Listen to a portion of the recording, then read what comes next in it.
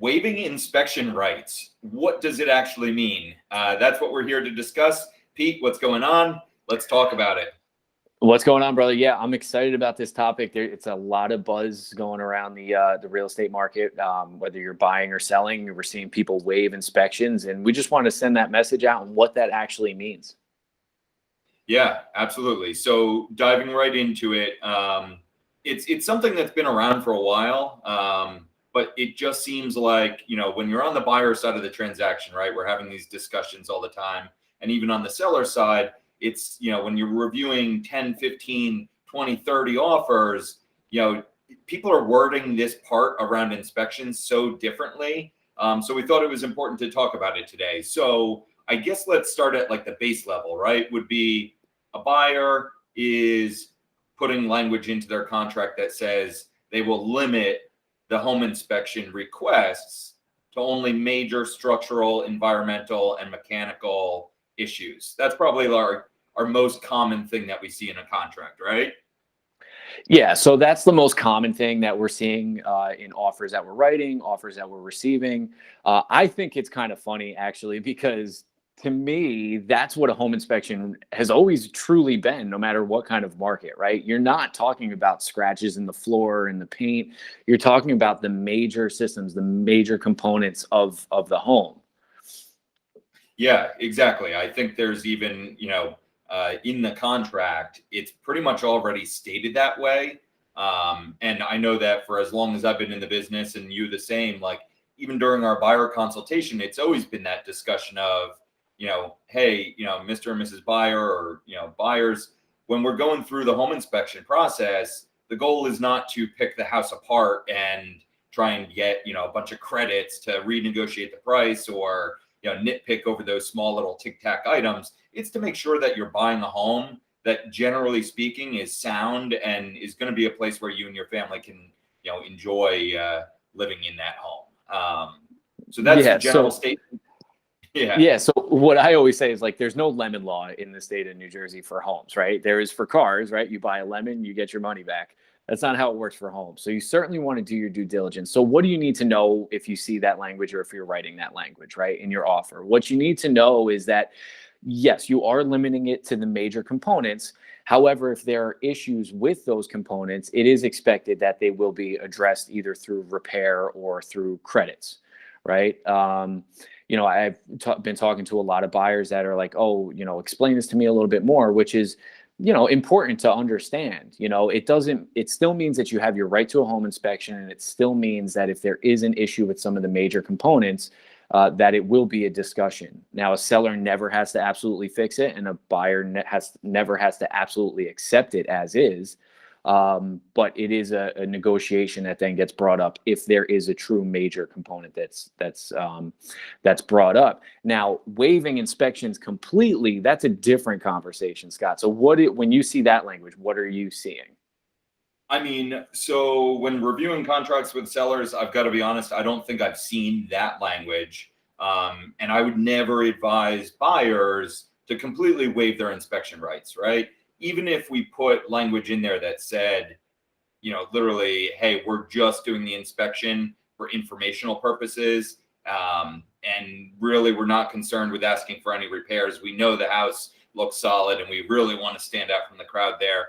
It still means we're going to do a home inspection, and we're still maintaining a right, though, to say, yeah, we found some information we didn't expect here. And so we are going to be in a position where we still have an out on that contract, because again, you want to make sure the buyer maintains that right to do the home inspection. And if any new information is gathered, you'd have the ability to not move forward on a home that just didn't make sense.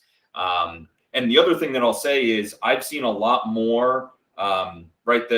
We started out with the general language that we often see, the only major structural, environmental, and mechanical. I've also seen a lot of agents limit that to a specific dollar amount. And I think because of that market that we're in now, that's becoming more and more common, is that even if we put language that's generally just saying, hey, only major items, the attorneys during attorney review are actually then stipulating, hey, we need to assign a dollar amount to what major means, right? Because that statement major leaves a lot of room for interpretation, right? Yeah, and that's an important point to note, is that even if, you write up the offer, you send it over to the seller and the seller signs it right then and there on the spot, there's still a process in place in the state of New Jersey where it goes through that attorney review process.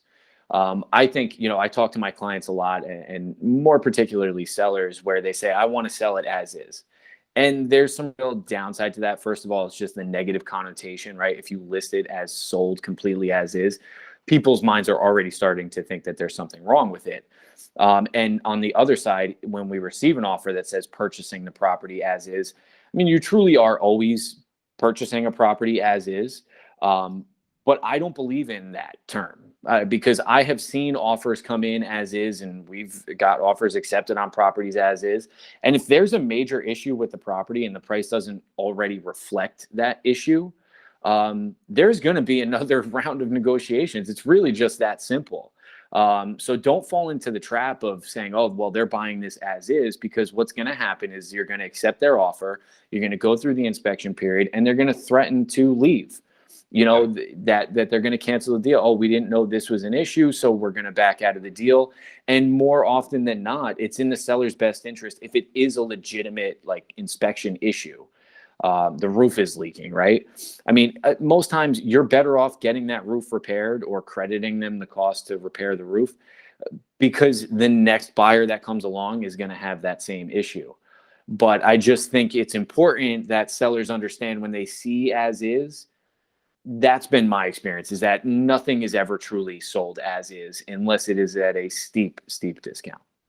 Yeah. So, and you just hit on something that I think is super important, is that keep that in mind, right? Even in this uber competitive market where, buyers really are doing a lot of stuff to position themselves as the best offer. At the end of the day, most buyers are still not comfortable accepting major new knowledge things that they find: a leaking roof, a furnace that's not functioning properly. These are items, especially if we get into the environmental issues, nobody, I don't want to say nobody, but very few people are going to accept an oil tank underground. Most attorneys will say it's a no deal, leaving the tank in the ground, even if the buyer wants to waive that right. So there are just some issues that a seller still has to be ready to address, whether, like you mentioned, whether that's through an actual repair or it's crediting the buyer so that they can choose a contractor to perform that work post-closing. So I want to just, reiterate the fact that from a seller's perspective, sellers right now are in a great spot to be getting their home on the market and leveraging the fact that there is no, great amount of inventory out there. But just know that when it comes to inspections, be smart, work with your agent, work with one of us to review and make sure that that language is in there, giving you a little bit of buffer over a buyer just coming in and saying they want to pick over every little thing in the house. But know that major items still are a part of the discussion. So that's my overarching message on what do you look at it from a seller's perspective. Yeah, no, I think you're spot on. And I think, again, in most cases, those issues are going to be, an issue for any buyer, right, along the way.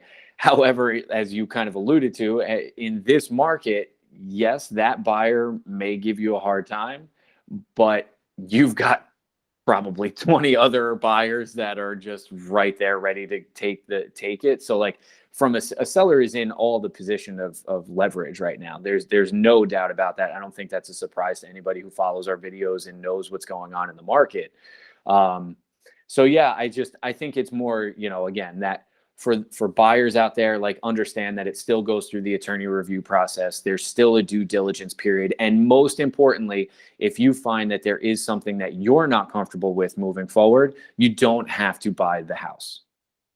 Yeah. And I do want to also give one more PSA here. Is I just recently had this conversation with someone, and it was from the buyer's perspective, and they were asking the question of should we trust using one of your home inspectors, because aren't they just going to kind of make sure that the deal goes through? And I was like, guys, you got to understand, from my perspective, right, we as agents have that fiduciary responsibility to the client.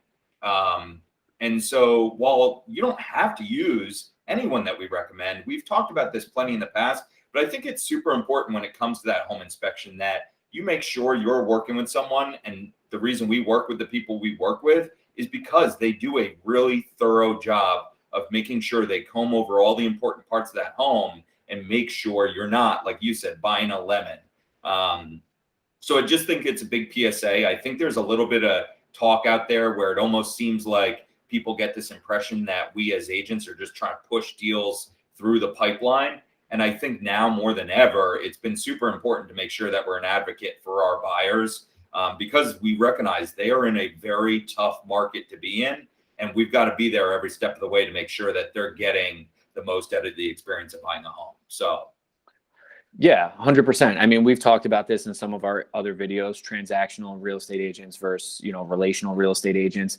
I really think, it almost comes down to like, if you trust your agent, then you really shouldn't have anything to worry about with when it comes to using their vendors. And also understand that that home inspector or that attorney or that lender, they have a reputation too. And, if they're going around just, kind of screwing people over, they're not going to be in the business very long. And, so I would say if they work with you or they work with me, they got nothing to worry about. As a general statement, that's kind of hard to say, but I think it kind of comes down to if you trust your agent, then you shouldn't have anything to worry about. I think that's a common theme across probably all of. I also want to give ourselves a quick pat on the back. We are episode 31 recording right now. We blew right past number 30. So I think there's a common theme amongst our 31 episodes now. That is, work with someone you trust. Whether it's the buyer side, the seller side, that's what we're here for. And on that note, unless you got some final words, I think that's our home inspection little drop of knowledge for the day. Absolutely. Who you work with matters. And with that being said, if you want to learn any more about the real estate market, what this process looks like, what your home is worth, anything like that, reach out to Scott, reach out to myself. We're happy to help you out. And until next week, have a great day.